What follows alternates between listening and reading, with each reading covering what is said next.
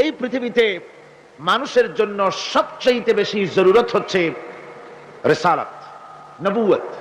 নবুয়ত হচ্ছে পৃথিবীর মানুষের জন্য সবচাইতে বেশি জরুরি। সবচাইতে বেশি কি জরুরি, প্রয়োজনীয়। তার কারণ হচ্ছে এই পৃথিবীর মধ্যে অগণিত মানুষ, অসংখ্য মানুষ, আর সেই অসংখ্য মানুষের মধ্যে রয়েছে অসংখ্য চিন্তা, অসংখ্য মত, অসংখ্য পথ। যেমন এই বিশাল মাহফিল, এই মাহফিলের ভিতরে যত লোক এসেছে সব কি এক চিন্তার লোক? বলুন, সব কি এক দলের লোক? সব কি এক মত ও পথের লোক? নিশ্চয়ই নয়।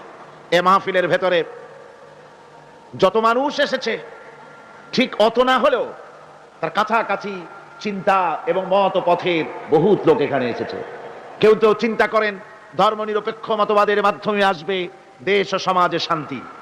কেউ ভাবেন যে না, পুঁজিবাদের মাধ্যমেই আসতে পারে শান্তি। কেউ ভাবেন না সমাজতন্ত্রের মাধ্যমেই আসতে পারে পৃথিবীর বুকে, বিশেষ করে আমাদের দেশের শোষিত নির্যাতিত মানুষের মুক্তি। আবার কেউ ভাবেন না, এর কোনোটাই নয়, জাতীয়তাবাদের মাধ্যমেই আসতে পারে শান্তি। আবার কেউ ভাবেন না, এ ধর্মনিরপেক্ষতাবাদ নয়, জাতীয়তাবাদ নয়, সমাজতন্ত্র নয়, পুঁজিবাদ নয়, কেবলমাত্র শান্তি আসতে পারে ইসলামের মাধ্যমে। সুতরাং এক পদের এক চিন্তার লোক আসে নাই। এখানে যেমন বিএনপির লোক আছে, তেমন আওয়ামী লীগের লোকও আছে, তেমন জাসদ আছে, বাসদ আছে, আবার তেমন মুসলিম লীগ আছে, তেমন নিজাম ইসলাম আছে, তেমন জামাত ইসলামীও আছে। ঠিক কিনা? আবার সকল ছাত্র সংগঠন, এদের অঙ্গ সংগঠন যত আছে, সব ছাত্র সংগঠনের লোক আছে। তাহলে বোঝা গেল এই ধরনের একটি মাহফিলের মধ্যে যদি এত চিন্তা, এত মত আর পথ, এত আদর্শ মাথার মধ্যে যদি থাকে, তাহলে গোটা পৃথিবীতে সারা দুনিয়া জুড়ে যত মানুষ আছে, এই মানুষগুলির কত চিন্তা, কত মত আর কত পথ। অসংখ্য মানুষ, অসংখ্য চিন্তা। তবে মূল কথা হলো এই, সব চিন্তাগুলি এক সময় সঠিক হতে পারে না। সব মত, সব মতবাদ, সব ইজম একসাথে সত্য হতে পারে না। সত্য মাত্র হয় একটি। সত্য হয় কয়টি? জোরে বলেন, কয়টি? এই হাজারো মত, হাজারো পথের মধ্যে সত্য মাত্র একটি। এই সত্য পথ কোনটি তা কে বলে দেবে? কে বলবে? আল্লাহ রাব্বুল আলামিন বলেছেন, وعلى الله قصد السبيل ومنها جائر ولو شاء لهداكم أجمعين وعلى الله قصد السبيل। আর সোজা রাস্তাটা বলে দেওয়ার দায়িত্ব আমি আল্লাহর। ওয়ামিনহা জাইরুন, যেখানে রয়েছে অসংখ্য বাঁকা পথ। আল্লাহ পাক বলছেন, যেখানে অসংখ্য বাঁকা পথ, সেই অসংখ্য বাঁকা পথের মাঝে সোজা রাস্তাটা বলে দেওয়ার দায়িত্ব আমি আল্লাহ পাকের। সুবহানাল্লাহি ওয়া বিহামদিহি। সেই সোজা রাস্তাটা বলে দেওয়ার দায়িত্ব আল্লাহ গ্রহণ করে গোটা পৃথিবীর মানুষের জন্য সোজা রাস্তা বলে দেওয়ার জন্যই নবুয়তের সিলসিলা চালু করেছেন, রিসালাত এই পৃথিবীর মানুষের জন্য প্রদান করেছেন, সোজা রাস্তা বলে দেওয়ার জন্য। আমরা সোজা রাস্তাটা চেয়েছি আল্লাহর কাছে। সূরা ফাতিহার মধ্যে প্রত্যেক নামাজের মধ্যে প্রতি রাকাতে আমরা আল্লাহর কাছে সোজা রাস্তা চাই। কি বলেন, ঠিক না? আমরা নামাজের মধ্যে বলি, ইহদিনাস সিরাতাল মুস্তাকিম সিরাতাল্লাযীনা আন'আমতা আলাইহিম গায়রিল মাগদুবি আলাইহিম ওয়ালাদ-দাল্লিন। আয় আল্লাহ, আমাদেরকে তুমি একটা সোজা, সহজ, সরল রাস্তা বলে দাও। নিয়ামত প্রাপ্তদের রাস্তা আমাদের বলো। আমরা সোজা রাস্তা চাই। আল্লাহ পাক আমাদের চাহিদা অনুযায়ী আগে থেকেই আল্লাহ পাক পৃথিবীর মানুষের জন্য সোজা রাস্তা বলে দেওয়ার জন্য পয়গম্বরদেরকে প্রেরণ করেছেন। এই নবুয়ত, এই রিসালাত হচ্ছে পৃথিবীর মানুষের জন্য সবচাইতে বেশি জরুরি। আর এই নবুয়তকে আল্লাহ রাব্বুল আলামিন যে দান করলেন, তা মানুষেরা নিজেরা নির্বাচনের মাধ্যমে নবী বানাতে পারে না। নবী আল্লাহই তৈরি করেন। নবী ইলেকশনের মাধ্যমে, ভোটের মাধ্যমে নবী তৈরি হয় না। নবী তৈরি হয় কিসের মাধ্যমে বলুন? জি, আল্লাহ রাব্বুল আলামিন নবুয়ত তিনি দেন, নবুয়ত তিনি মনোনীত করেন, তিনি নির্বাচনের মুহতাজ করেন নাই নবুয়তকে। যেহেতু যারা নবী হবেন তাদেরকে আল্লাহ পাক আগে থেকেই তৈরি করে রাখেন। হঠাৎ করে 40 বছর বয়সের সময় কোনো একটি লোক পথের থেকে ধরে নিয়ে আল্লাহ নবী বানান না, নবী বানান আগের থেকেই। আল্লাহ পাক মানুষের জন্য পথ সৃষ্টি করেছেন, পথ তিনি তৈরি করেছেন। আমরা দেখতে পাই সমুদ্রের ভিতরে নাবিকেরা তারা যখন স্টিমার চালায়, নৌযান যখন চালায়, তখন দিনের বেলায় সূর্যের আলো দিয়া চলে, রাতের আঁধারে যেন পথ না হারায় সেজন্য রব্বুল আলামিন আকাশে তারকা খচিত করে নাবিকদেরকে পথের দিশা দিয়ে দিয়েছেন। আবার তিনি মরুভূমির ভিতরে ধুধু প্রান্তরের মধ্যে নিশানা তৈরি করে মানুষের পথের দিশা দিয়েছেন। যে আল্লাহ রব্বুল আলামিন মানুষের এমনি করে সমুদ্রের মধ্যে, পাহাড়ের ভিতরে, প্রান্তরের মধ্যে পথের দিশা দিয়ে দিয়েছেন, সেই আল্লাহ রব্বুল আলামিন মানুষের জীবনের চলার জন্য আলো প্রদান করেন নাই, পথ প্রদান করেন নাই। এটা কেবলমাত্র বেকুবরাই চিন্তা করতে পারে। কারা চিন্তা করবে? এটা যারা বেকুব, যারা আহমক, ওরাই চিন্তা করতে পারে। আল্লাহ পাক পথ তৈরি করেছেন, আলো জ্বালিয়েছেন। কোরআনে কারিমে রব্বুল আলামিন বলেছেন, قد جاءكم من الله نور وكتاب مبين। আমি আল্লাহর পক্ষ থেকে তোমাদের জন্য এসেছে আলো, আর আমি তোমাদের দিয়েছি স্পষ্ট কিতাব।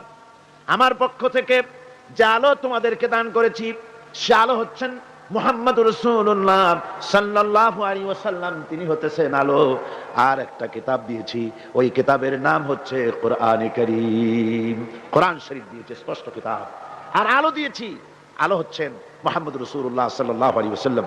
হুজুরকে নূর বলা হয়েছে, হুজুরকে সিরাজাম মুনীরা বলা হয়েছে, একটা উজ্জ্বল প্রদীপ বলা হয়েছে। হুজুর যেমন শানওয়ালা, বরকতওয়ালা নবী, তাকে তো প্রদীপের সাথে নয়, তাকে তুলনা করা দরকার ছিল সূর্যের আলোর সাথে, চাঁদের আলোর সাথে। কিন্তু আল্লাহ রাব্বুল আলামিন সূর্য এবং চাঁদের সাথে তুলনা না করে হুজুরকে তুলনা করেছেন প্রদীপের সাথে। কারণ হচ্ছে সূর্যের আলো যতই প্রখর হোক, সূর্যের আলো যতই প্রচন্ড হোক, এই সূর্য কিয়ামত পর্যন্ত চেষ্টা করে নতুন আরেকটি ছোট্ট সূর্যের জন্ম দিতে পারবে না। চাঁদের আলো যতই সুন্দর হোক, যতই স্নিগ্ধ হোক না কেন, কিয়ামত পর্যন্ত চেষ্টা করে চাঁদ নতুন ছোট্ট একটি চাঁদের জন্ম দিতে পারবে না। অথচ একটা প্রদীপ, এই প্রদীপ থেকে যদি কেউ আলো ধরাতে চায়, আর একটা ধরানো যাবে, 10টা যাবে, 100টা যাবে, সহস্রটা যাবে। যত আলো ধরাতে চায়, একটা প্রদীপ থেকে মানুষ আলো হাজারো হাজারো লাখো লাখো আলো ধরাতে পারে, তাতে ওই প্রদীপের আলো মোটেই কমে যাবে না। ঠিক কিনা বলেন? সুতরাং রাসূল পাক সাল্লাল্লাহু আলাইহি ওয়াসাল্লাম হচ্ছেন জ্ঞানের প্রদীপ। কিসের প্রদীপ? জ্ঞানের প্রদীপ। তার কাছ থেকে, আল্লাহ রাব্বুল আলামিনের কাছ থেকে এসেছে জ্ঞান। সেই জ্ঞান তিনি বিকিরণ করেছেন, বিতরণ করেছেন গোটা বিশ্ববাসীর জন্য। সুতরাং হেদায়েতটা আল্লাহর পক্ষ থেকে পয়গম্বরদের কাছে সরাসরি আসে, অন্যদের কাছে আসে না।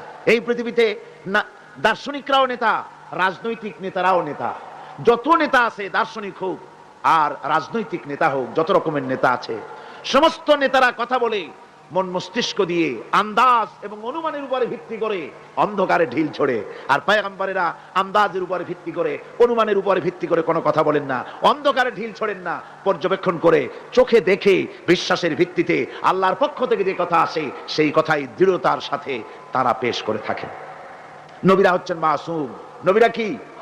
মাসুম, বেগুনাহ, তাদের কোনো গুনাহ নাই। আল্লাহ পাক তাদেরকে হেফাজত করেন। কে হেফাজত করেন? আল্লাহ সুবহানাহু ওয়া তাআলা। শয়তান হচ্ছে মোস্ট পাওয়ারফুল।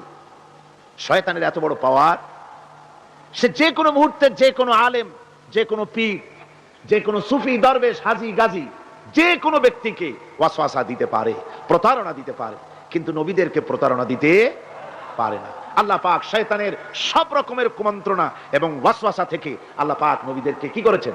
হেফাজত করেছেন।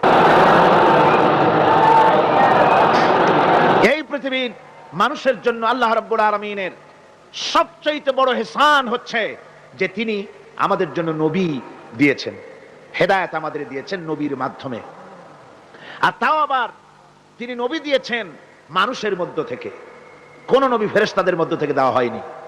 নবীর বশরিয়ত সম্পর্কে গত বছরের তাফসীরের মাহফিলে সূরা ফুরকান থেকে আলোচনা করেছিলাম, বোধহয় আপনাদের মনে আছে, মনে আছে না? আল্লাহ পাকের এটা ইহসান যে তিনি নবী বানিয়েছেন সব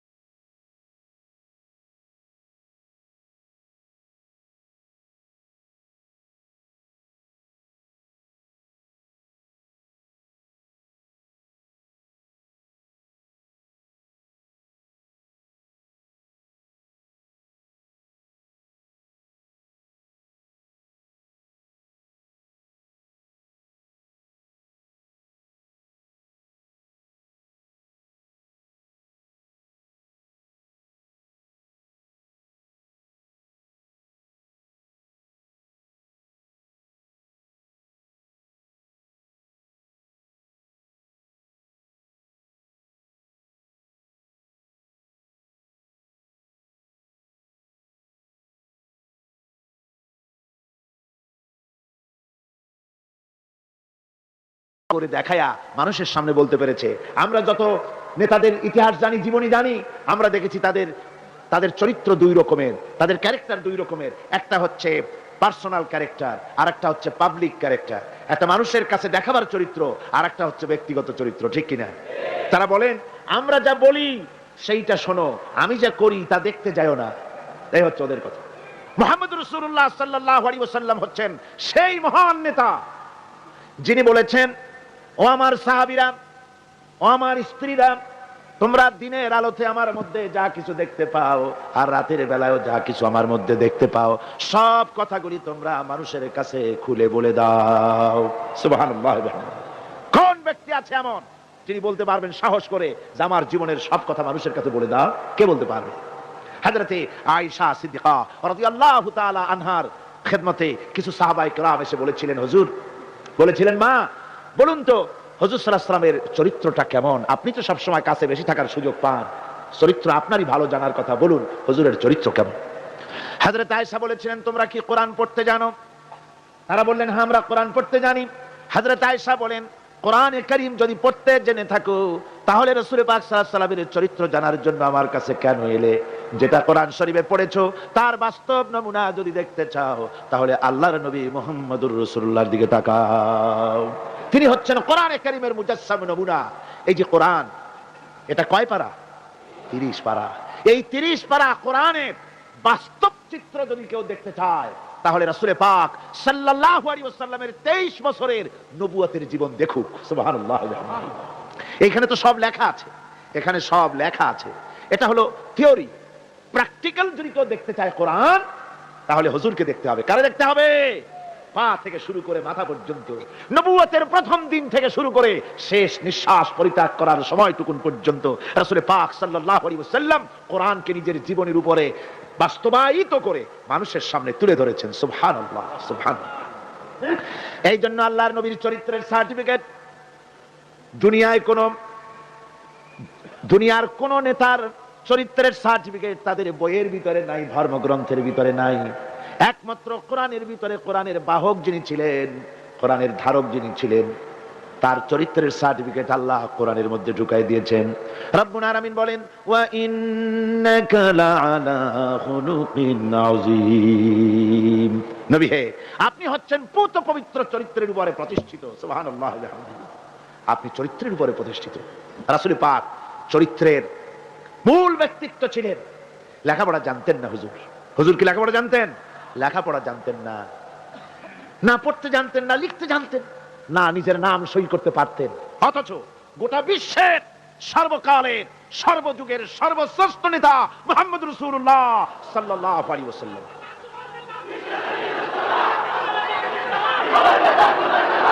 কেমন করে নেতা হলেন? সমস্ত মানুষের জন্য তিনি নেতা হলেন, কোন কলেজে ভার্সিটিতে পড়াশোনা না করে। কিভাবে? হুজুর নিজে বলেছেন, ইন্নামা বুইসতু মুআল্লিমান, আমি পৃথিবীতে প্রেরিত হয়েছি শিক্ষক হিসেবে। জোরে কম তো, কি হিসেবে? শিক্ষক হিসেবে। কোন কলেজে পড়েন নাই। হুজুর কি কোন কলেজ থেকে গ্রাজুয়েশন ডিগ্রি নিয়েছিলেন নাকি?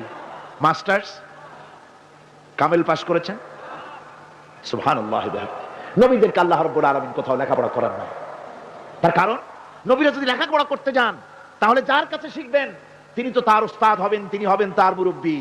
আর যিনি শিক্ষা দিবেন তার জ্ঞান তো সীমাবদ্ধ জ্ঞানের মানুষের কাছে তিনি শিখবেনটা কি? এই জন্য নবীদের শিক্ষক পৃথিবীর কোন মানুষ নয়, নবীদের শিক্ষক স্বয়ং আল্লাহ সুবহানাহু ওয়া তাআলা। আল্লাহ নিজে শিখাইছেন। আমার ভাইয়েরা, রাসূল পাক সাল্লাল্লাহু আলাইহি ওয়াসাল্লামের চরিত্র এত বড় চরিত্রবান ব্যক্তিত্ব, আল্লাহর আকাশের নিচে জমিনের উপরে আর কেউ হতে পারে না। আমরা তার চরিত্রের সার্টিফিকেট সর্বপ্রথম আমরা নিলাম। আমরা রাসূলের চরিত্র দেখতে পেলাম। রাসূলের স্ত্রী হযরতে খাদিজাতুল কুবরা রাদিয়াল্লাহু তাআলা আনহা, তিনি রাসূলের চরিত্রের সার্টিফিকেট দিতেছেন। বলেন, পুরুষের চরিত্রের সার্টিফিকেট সবচাইতে অথেন্টিক কারটা? স্ত্রী যে সার্টিফাই করে ওইটা হলো সবচাইতে মূল্যবান। আপনি পারেন বিদেশে গিয়া খুব বেশি জামা কাপড় গায়ে দিয়ে তারপরে বলতে পারেন যে আমি একেবারে কুতুবে জামান, ইমামুল জিন্নি ওয়াল ইনস, একটা বহুত কিছু আমি বলতে পারেন, কিন্তু আপনি কুতুবে জামান না শয়তানের খালাতো ভাই, এটা বউ জানে সবচাইতে বেশি। কে জানে সবচাইতে বেশি? বউ। স্ত্রী জানে সবচেয়ে বেশি। রাসূলুল্লাহর সার্টিফিকেট স্ত্রী দিচ্ছে। সুবহানাল্লাহ। দেখুন হুজুর যখন নবুয়ত পেলেন এবং হযরত খাদিজার কাছে পেশ করলেন, লম্বা ঘটনায় যাব না, রাসূলুল্লাহ যখন নবুয়তের কথা পেশ করলেন হযরত খাদিজার কাছে, উম্মুল মুমিনিন হযরতে খাদিজাতুল কুবরা রাদিয়াল্লাহু তাআলা আনহা এক সেকেন্ডও দেরি করেন নাই, এক মুহূর্ত দেরি করেন নাই। আমরা জানি একটা স্ত্রী তার স্বামীর জন্য জান দিতে পারে, মাল দিতে পারে, ভালোবাসা জীবনে যা আছে সব উজাড় করে দিতে পারে, কিন্তু স্ত্রী কখনো স্বামীর উপরে ঈমান আনতে পারে না। পারে নাকি? টেস্ট করেন। আজকে গভীর রাত্রে ঘুম ভাঙা বউকে জাগান, এই মাত্র স্বপ্নে দেখলাম এক ফেরেশতা বলে গেল আমি নাকি পীর, তো তুমি সর্বপ্রথম আমার কাছে মুরিদ হও। বউ বলবে যে এই দান্দাবাজি আমার কাছে কই ওঠে না, অন্য কোথাও পথ দেখো। ঠিক না? স্ত্রী জান দিয়ে দিতে পারে স্বামীর জন্য, ঈমান আনতে পারে না। আল্লাহর নবী যখন নবুয়তের কথা হযরতে খাদিজার কাছে পেশ করলেন, হযরতে খাদিজা এক মুহূর্ত দেরি করেন নাই, এক সেকেন্ডও চিন্তা করেন নাই, সঙ্গে সঙ্গে মা খাদিজা পড়েছেন লা ইলাহা ইল্লাল্লাহু মুহাম্মাদুর রাসূলুল্লাহ। জোরে সরে পড়েন লা ইলাহা, না না ওইটা লা ইলাহা, জোরে পড়েন লা ইলাহা।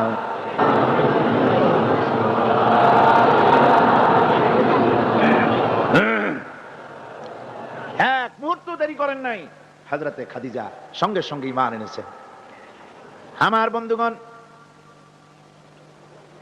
স্ত্রীর সার্টিফিকেট সবচাইতে বড়, তারপরে লোকটির চরিত্র কেমন, সুন্দর সার্টিফিকেট দিতে পারে স্ত্রীর পরে তার খাদেম, তার বাড়িতে যে চাকর থাকে, যেহেতু চাকর বাড়ির ড্রয়িং রুম থেকে রান্নাঘর পর্যন্ত যাতায়াত করে, লোকটি কেমন তা ভালো করে সে জানে। একজন চাকর তার প্রভুর জন্য, তার মনিবের জন্য জানমাল সব দিয়ে দিতে পারে, কিন্তু ঈমান আনতে পারে না মনিবের উপরে। আমরা দেখতে পাই রাসূল পাক সাল্লাল্লাহু আলাইহি ওয়াসাল্লাম নবুয়তের দাওয়াত যখন পেশ করলেন, রাসূলের খাদেম ছিলেন যায়েদ বিন হারিসা। হযরতে যায়েদ এক মুহূর্ত দেরি করেন নাই, সঙ্গে সঙ্গে পড়েছেন লা ইলাহা ইল্লাল্লাহু মুহাম্মাদুর রাসূলুল্লাহ। স্ত্রী, তারপরে খাদেম, তারপরে লোকটির চরিত্র সম্পর্কে ভালো করে সার্টিফাই করতে পারে তার বন্ধু। রাসূলের বন্ধু ছিলেন হযরতে আবু বকর সিদ্দিক রাদিয়াল্লাহু তাআলা আনহু।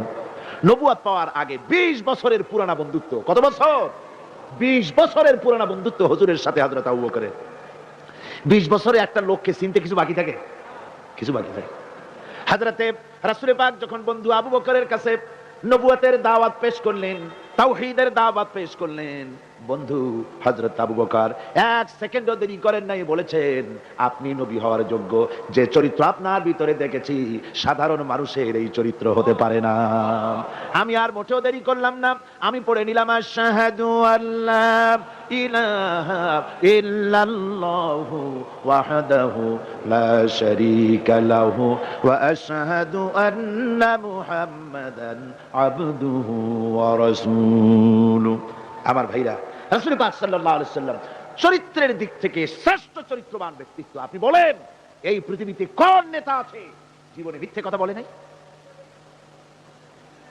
মুহাম্মদ, এরা কি সোজা কথা মনে করেন? সহজ কথা? সারা জীবনে একটা মিথ্যে কথা বলেন নাই, সমগ্র জীবনে একটি মিথ্যা কথা বলেন নাই, কাউকে গালি দেন নাই, কাউকে ঠকান নাই, কারো সাথে প্রতারণা করেননি। সুবহানাল্লাহ পড়েন, দিল খুলে মুহাব্বতের সাথে জোরে সরে বলেন সুবহানাল্লাহ। কত বড় আসীম ব্যক্তিত্ব!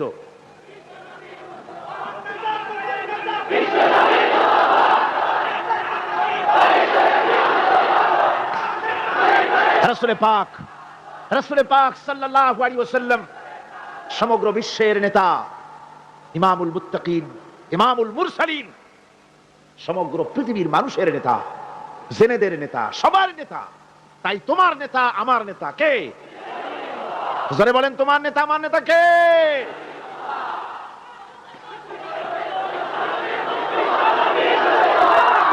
আমার ভাইরা, এতক্ষণ বললাম, এতক্ষণ বলেছি তিনি বিশ্ব নেতা।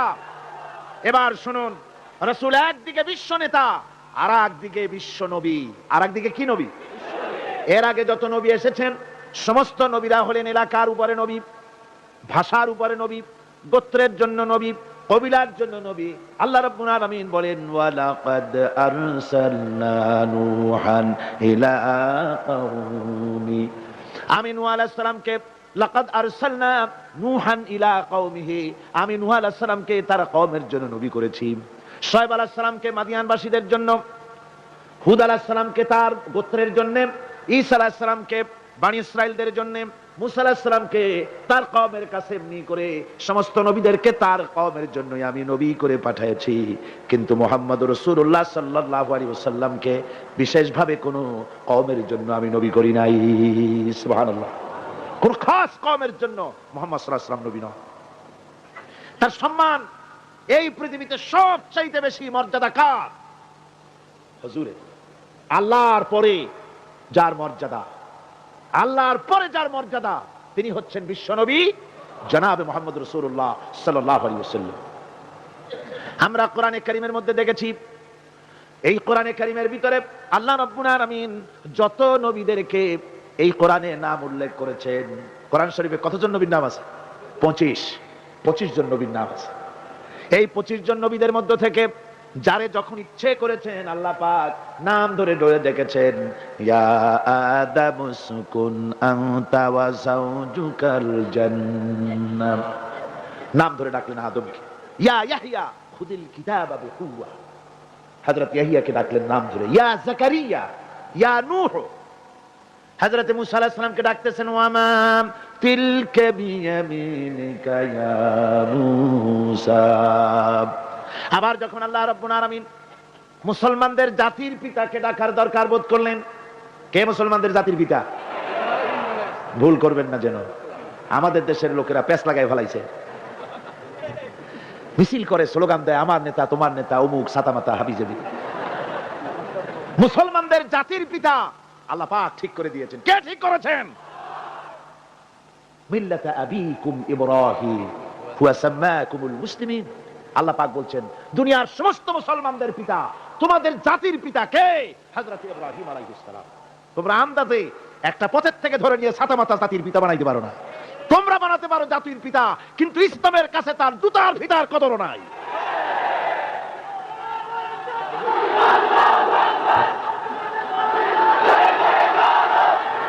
সুতরাং আল্লাহ যখন ইব্রাহিম আলাইহিস সালামকে ডাকার দরকার বোধ করেছেন, তখন কিন্তু ও মুসলমানদের জাতির পিতা এই কথা বলে তিনি ডাকেন না, দেখেছেন? আল্লাহ রাব্বুল আলামিন ডাকলেন কিভাবে? কোরআনে কারীমের দিকে লক্ষ্য করুন। রাব্বুল আলামিন বলেন ওয়ানাদাইনাহু আইয়া ইব্রাহিম ক্বাদ সাদ্দাকতার রুইয়া ইন্না কাযালিকা নাজজিল মুহসিনিন। আমি ইব্রাহিমকে ডেকে বললাম, ও ইব্রাহিম, তুমি তোমার স্বপ্নকে বাস্তবে রূপ দিয়েছো, আর আমি এইভাবে করে মুহসিন ব্যক্তিদেরকে পুরস্কৃত করে থাকি। আল্লাহ পাক জাতির পিতা বলে ডাকলেন না, ইব্রাহিম নাম ধরে ধরে আল্লাহ পাক ডেকেছেন সব নবীদেরকে। কিন্তু গোটা কোরআন শরীফ, এই যে 30 পারা কোরআন, কোরআনে কারীমের প্রথম থেকে নিয়ে শেষ পর্যন্ত পড়ে দেখেন, ইয়া ইয়াহইয়া সে ইয়া যাকারিয়া, ইয়া মুসা, ইয়া ঈসা, এভাবে করে আছে, কিন্তু কোন জায়গায় ইয়া মুহাম্মদ, ইয়া আহমদ নাই। সুবহানাল্লাহ, সুবহানাল্লাহি ওয়া বিহামদিহি। হুজুর আল্লাহ রাব্বুল আলামিন নাম ধরে ডাকেন নাই। নাম ধরে তো ডাকলেনই না। এই পৃথিবীতে কোন নবীদের তার নবীকে নাম ধরে ডাকার ব্যাপারে কোনো নিষেধ ছিল না। আল্লাহ রাব্বুল আলামিন মুমিনদেরকে বলে দিলেন, লা তাজআলু দুআআর রাসূলি বাইনাকুম কাদুআই বা'দিকুম বা'দা। তোমরা যেমন পরস্পরকে নাম ধরে ডাকাডাকি করো, এইভাবে করে আমার হাবিব মুহাম্মদ রাসূলুল্লাহ সাল্লাল্লাহু আলাইহি ওয়াসাল্লামকে কখনো নাম ধরে ডেকো না। সুবহানাল্লাহ, কখনো নাম ধরে ডেকো না। এই সম্মান আল্লাহ রাব্বুল আলামিন তার হাবিবকে দান করেছেন। এই সম্মান দিয়ে তাকে আল্লাহ পাক করলেন বিশ্বনবী। কি নবী করেছেন? বিশ্বনবী।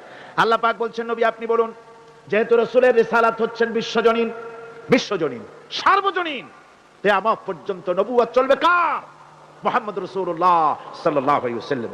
আল্লাহ রাব্বুল আলামিন বলেন, কুল ইয়া আইয়ুহান নাসু ইন্নী রাসূলুল্লাহি ইলাইকুম জামিআ।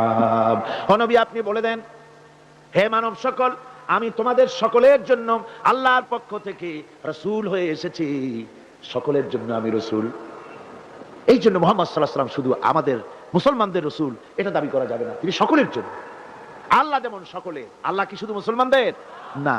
সূরা ফাতিহায় কি পড়ি? আলহামদুলিল্লাহি রাব্বিল মুসলিমিন পড়ি, রাব্বিল আউলিয়া ওয়াল মুত্তাকিন পড়ি, রব্বিল কি বলে রব্বুল মুত্তাকিন পড়ি না, আমরা পড়ি আলহামদুলিল্লাহি রাব্বিল আলামিন। আল্লাহ হচ্ছেন সকলের জন্য, সকলের স্রষ্টা। আল্লাহ যেমন সকলের, আল্লাহ পাক বলেন আমি যেমন সকলের, আমার নবী বিশ্ব নবীকে বানায় দিলাম, ওয়া মা আরসালনাকা ইল্লা রাহমাতাল লিল আলামিন। আমি রব্বুল আলামিন আর আমার হাবিব হচ্ছেন রাহমাতুল লিল আলামিন। আমি সকলের স্রষ্টা আর আমার রাসূল সকলের জন্য রহমত। যারা বলেন সুবহানাল্লাহি ওয়া বিহামদিহি, সকলের জন্য তিনি রহমত। আল্লাহ পাক বলেন ওয়ামা আরসালনাকা ইল্লা কাফাতান লিন-নাসি বাশীরান ওয়া নাযীরা। আমি আপনাকে तमाम পৃথিবীর মানুষের জন্য সুসংবাদদাতা হিসেবে আর সতর্ককারী হিসেবে আপনাকে প্রেরণ করেছি, সকলের জন্য আপনি। আল্লাহ রাব্বুল আলামিন তার হাবিব সম্পর্কে বলেন তাবারাকাল্লাযী নাযালাল ফুরকানা আলা আবদিহি লিয়াকুনা লিল আলামিনা নাযীরা। অতীব বরকতশালী সে আল্লাহ রাব্বুল আলামিন, যিনি তার বান্দার উপরে ফুরকান অবতীর্ণ করেছেন, যাতে করে তিনি তার কওমের কাছে দাওয়াত পৌঁছান। এ কথা বলা হয় নাই লিয়াকুনা লিল আলামিনা নাযীরা, বিশ্ববাসীর কাছে যেন তিনি দাওয়াত পৌঁছাতে পারেন, আল্লাহর সম্পর্কে, জাহান্নাম সম্পর্কে ভীতি প্রদর্শন করাতে পারেন, জান্নাতের সুসংবাদ দিতে পারেন, হেদায়েতের দাওয়াত পৌঁছে দিতে পারেন। এই জন্য আমি রাসূলকে পাঠিয়েছি তামাম বিশ্বের সমস্ত মানুষের জন্য। সুবহানাল্লাহি ওয়া বিহামদিহি, তিনি সকলের জন্য।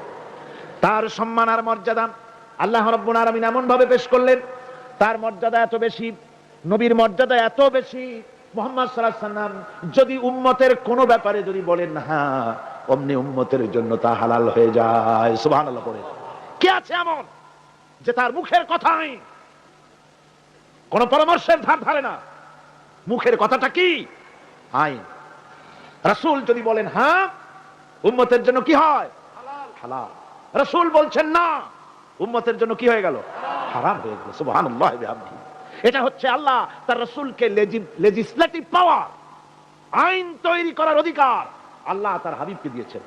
রাসূল ছিলেন শারি'র, শরীয়ত প্রণেতা। হালাল হারামের সীমারেখা কোরআনে যা আছে এটা কোনো শেষ নয়। হালাল হারামের সীমারেখা রাসূল পাককে প্রদান করার জন্য, নির্ধারণ করার জন্য আল্লাহ পাক তাকে পারমিশন দিয়েছেন, পাওয়ার দিয়েছেন। ওয়ামা আতাকুমুর রাসূলু ফাখুযুহু ওয়ামা নাহাকুম আনহু ফান্তাহু। এই আয়াত দিয়ে প্রমাণিত হয় রাসূল তোমাদের জন্য যা দেন তা গ্রহণ করো, যা নিষেধ করেন তার থেকে বিরত থাকো, ফিরে থাকো। রাসূল পাক সাল্লাল্লাহু আলাইহি ওয়াসাল্লামের ইজ্জত, সম্মান এভাবে আল্লাহ দান করলেন। হ্যাঁ বললে হালাল হয়ে যায়, না বললে হারাম হয়ে যায়। রাসূলের মর্যাদা এত বেশি, তিনি যদি পথ চলেন, পা উঁচু করলে আরশে আজিম পর্যন্ত চলে যান। তিনি যদি আল্লাহর দরবারে মোনাজাত করেন, মোনাজাত করতে দেরি আছে, কবুল হতে দেরি নাই। হাত তোলা লাগে না, হাত তোলা লাগে না। আমরা যে হাত তুলে মোনাজাত করি, হুজুর সাল্লাল্লাহু আলাইহি ওয়াসাল্লাম হাত তুলেছেন, আবার অনেক সময় হাত তোলেন না। কোন সময় হাত, হাদিস শরীফে এসেছে, এভাবে হাত উঁচু করেছেন আকাশের দিকে। হাদিস শরীফে এসেছে বগলের সাদা চামড়া দেখা গিয়েছে, এভাবে আল্লাহর কাছে দুহাত তুলে, দুহাত প্রসারিত করে আল্লাহর কাছে কামনা করেছেন। এমন সত্তা, মনে এরাদা করতে দেরি, কবুল হতে দেরি নেই। হাদিস শরীফে এসেছে হযরত আবু হুরায়রা রাদিয়াল্লাহু তাআলা আনহু একবার রাসূল করিম সাল্লাল্লাহু আলাইহি ওয়াসাল্লামের দরবারে কাঁদতেছিলেন। হুজুর জিজ্ঞেস করলেন, আবু হুরায়রা তুমি কাঁদো কেন? হুজুর, হযরত আবু হুরায়রা বলেন, হুজুর আমার মা আমাকে মেরেছে, আমি সেই জন্য কাঁদতেছি। হুজুর বলেন, মা তোমাকে মারলো কেন? কোনো বেয়াদবি করেছো নাকি? তিনি বললেন, না কোনো বেয়াদবি করি নাই, তবে মারলো কেন? হযরত আবু হুরায়রা বলেন, হুজুর আমার মা হচ্ছেন মুশরিকা, আমার মা কাফের। আমি অনেক রাত হয়েছিল বাড়ি ফিরতে, আমার মা জিজ্ঞেস করলো এত রাত কোথায় ছিলি? আমি বললাম, মা তামাম পৃথিবী যে কদম মোবারক চুমতে পারলে নিজেকে ধন্য মনে করে, আমি সেই রাসূলের দরবারে ছিলাম, আসতে দেরি হয়ে গেছে। ইয়া রাসূলুল্লাহ, আপনার নাম শোনা মাত্র আমার মায়ের গায়ে আগুন জ্বলে গেল, সহ্য করতে না পেরে আমাকে মায়ের আরম্ভ করে দিল, বললো আবু হুরায়রা হয় আমার বাড়ি ছাড়বি, না হয় মুহাম্মদ সাল্লাল্লাহু আলাইহি ওয়াসাল্লামের ঘর ছাড়বি, কোনটা করবি কর। আমি বললাম মা, তোমার গায়ে যত শক্তি আছে সমস্ত শক্তি দিয়ে তুমি আমাকে প্রহার করো, আমি তামাম তোমার বাড়িটা সুদ্ধা তামাম দুনিয়া ছেড়ে দিতে পারি, কিন্তু রাসূল পাক সাল্লাল্লাহু আলাইহি ওয়াসাল্লামের কদম মোবারক ছাড়তে পারি না। ভাইরা আমার, হযরতে আবু হুরায়রা কাঁদতেছেন। আল্লাহর নবী বলেন তুমি কাঁদো কেন? তোমার মা তোমাকে মেরেছেন, আমি এখানে কি করব? এখানে তো আমি কোনো দখল আন্দাজ করতে পারি না, আমি কি করতে পারি? এখানে ইন্টারফেয়ার তো আমি করতে পারি না, মা তোমারে মেরেছে।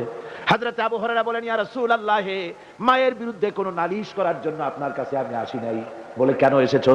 হযরত আবু হুরায়রা বলেন হুজুর, এসেছি এই জন্য আমি জানি আপনি যদি আল্লাহর দরবারে কোনো ব্যাপারে দোয়া করেন আল্লাহ রাব্বুল আলামিন তা মঞ্জুর করে নেন। আপনি মেহেরবানি করে আমার মায়ের হেদায়েতের জন্য আল্লাহর কাছে দোয়া করুন। হুজুর সাল্লাল্লাহু আলাইহি ওয়াসাল্লাম দুহাত উঁচু করলেন, বললেন আল্লাহুম্মা ইহদি উম্মা আবি হুরায়রা, আয় আল্লাহ আবু হুরায়রার মাকে তুমি হেদায়েত নসিব করে দাও। এই দোয়া রাসূল করতেছেন, হুজুরকে দোয়ার মধ্যে ফেলে রেখে আবু হুরায়রা দৌড় আরম্ভ করেছে বাড়ির দিকে।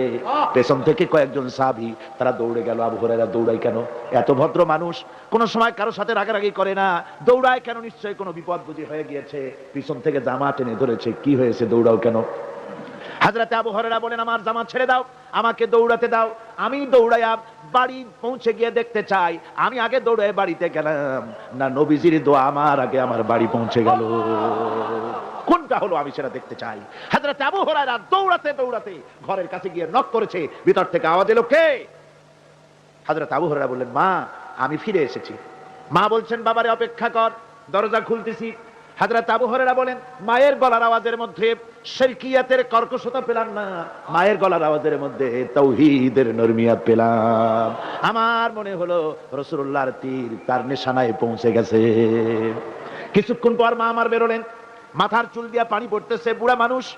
মা আমার কাছে এসে বলল বাবা, তোমাকে মারার পর আমি বড় অনুতপ্ত হয়েছি, মনে মনে অনুশোচনা করেছি, আরে আমার ছেলে তো কোনো খারাপ জায়গায় যায় নাই, কোনো খারাপ মানুষের কাছে যায় নাই, মারলাম কেন?